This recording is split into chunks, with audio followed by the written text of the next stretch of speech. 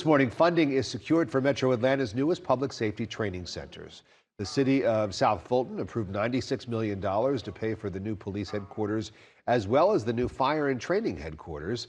The money is part of the city's more than $425 million budget. City officials say they reached the number without having to raise or remove the millage cap rate, an idea that came up after listening to the community.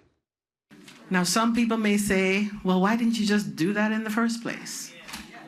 Well, it's easy to Monday morning quarterback, right? Everybody knows what to do after it's already been done. Well, city officials have not yet said when they will break ground on either project.